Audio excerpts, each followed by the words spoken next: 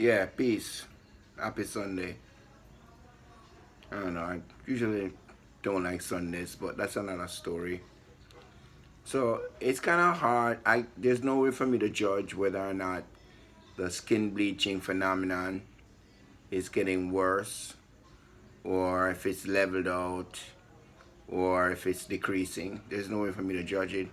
But all I know is that ever so often you see someone pops up, pass you, cross your path. That's obviously bleaching.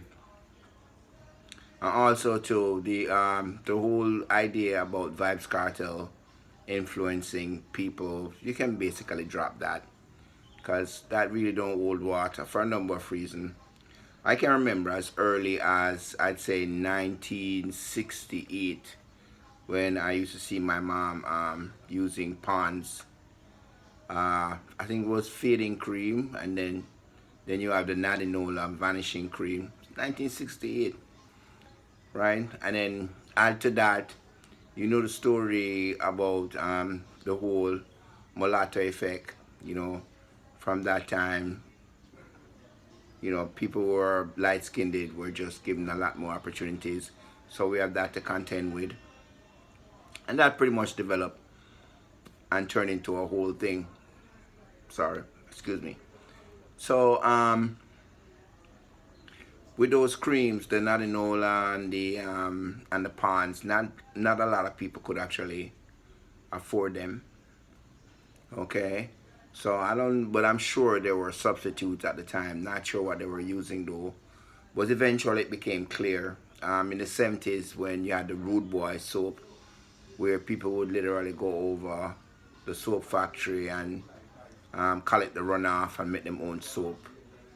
Then you would see people actually leaving the Rude Boy soap on their face as a form of actually bleaching.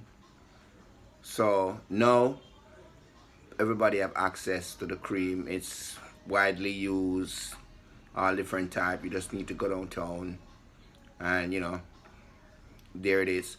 Now, if you're gonna look at the skin as an organ, which it actually is, you can actually look at the whole process of bleaching as a form of mutilation, which can be ruled against in law.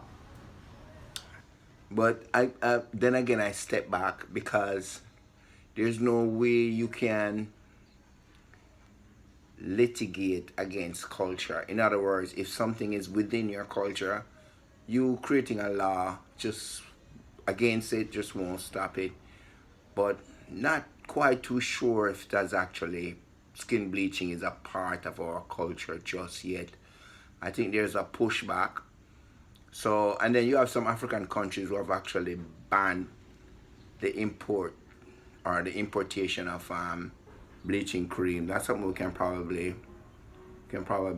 do, or we can just simply go through an educational process where people realize that they're literally hurting themselves. So let me know. In all things, we always try to look on both sides and for be gentle and respectful as possible.